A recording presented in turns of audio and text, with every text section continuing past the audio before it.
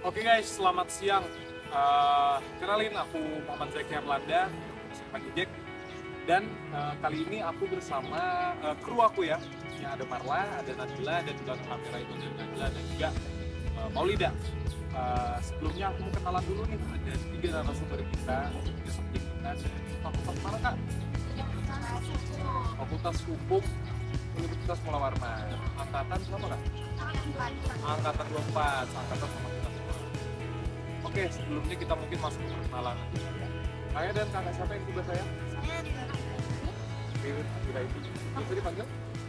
panggil Ririn sih. Ririn. Hukum ya. Terus di sebelah Saya Winry. Oke. saya si penutup rencana di sini. Nah, oke. Jadi Kak Siva, Winry sama Kak Ririn, aku pengen jelasin isu eksodus industri Rusia dan Indonesia.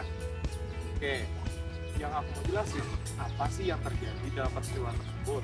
Terus kedua, siapa yang terlibat dalam kejadian itu. Yang ketiga, kapan peristiwa itu terjadi. Yang keempat, mana lokasi kejadian tersebut. Dan yang kelima, mengapa peristiwa itu bisa terjadi. Terakhir, bagaimana proses atau kronologi kejadian itu berlangsung. Di sini tuh ada beberapa dampaknya terhadap Indonesia. Jadi pengaruhnya terhadap Indonesia itu ada kayak meningkatnya lapangan pekerjaan yang ada lapangan pekerjaan yang tersedia. Terus itu ada investasi asing yang juga jadi meningkat karena eksodus ini. Terus sektor manufaktur dan teknologi di Indonesia juga berkembang akibat dari eksodus ini. Nah, kondisi ini juga memperkuat Indonesia di Asia. Ya betul, posisinya Indonesia di Asia. Terus meskipun begitu, kita juga punya tantangan nih. Ini ada beberapa video ya, Pak. Sedikit juga teman-teman. Ya, Aku bisa bisa di-share dulu. nonton juga ya.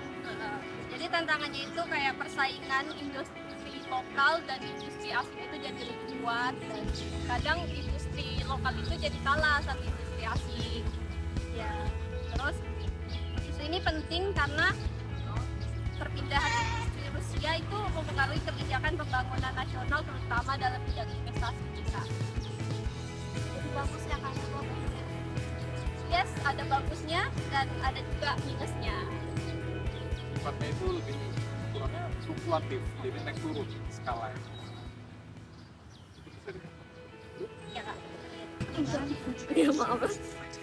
Sini Limiting enterprises access to the most up-to-date equipment and gear.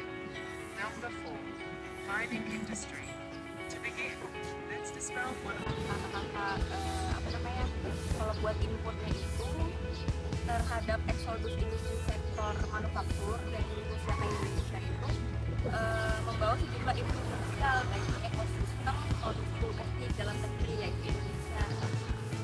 Jadi supaya komponen input utama itu aliran modal asing langsung transfer teknologi ke skala besar dengan otomasi dan galangan kapal serta jaminan pasokan bahan baku energi.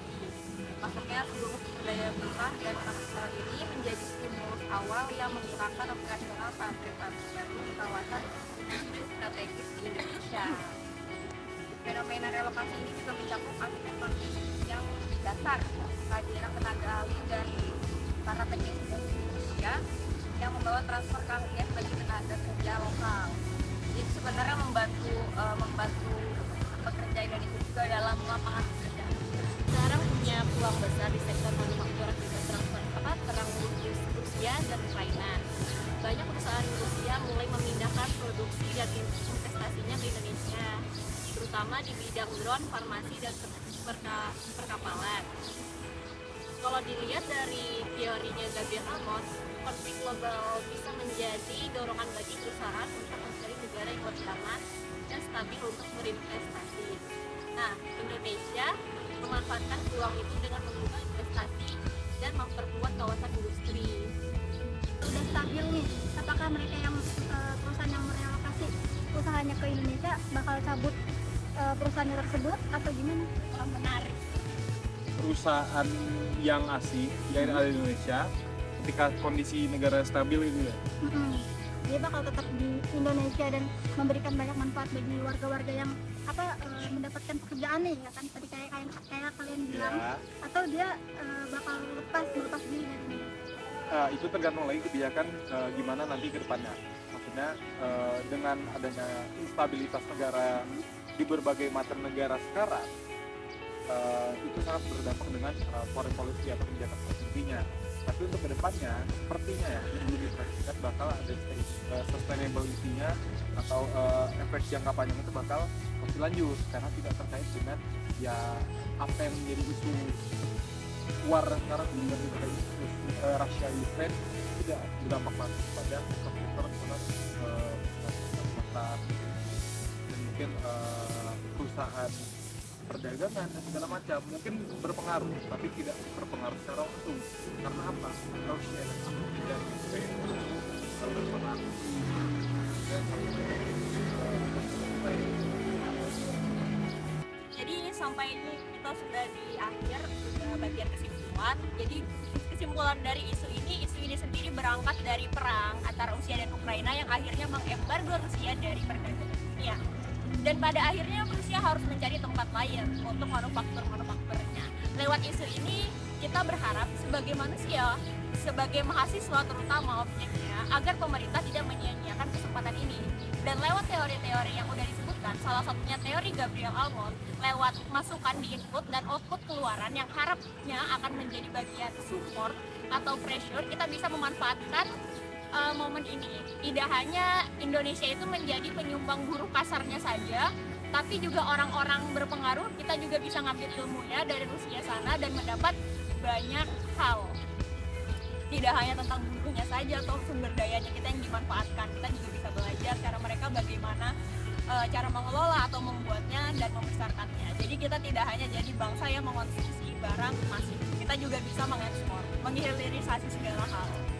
Kita juga tidak normatif menangani hal ini karena pemerintah terbiasa normatif, dan ya kita manfaatkan salah satu tujuan luar negeri kita. Jadi Indonesia itu asas luar negerinya mereka melihat sebagai mendayung di antara dua karang, yaitu adalah bebas aktif. Tidak peduli siapa yang salah di perang ini, kita melihat momen yang ada dan memanfaatkan momentum sebaik-baiknya.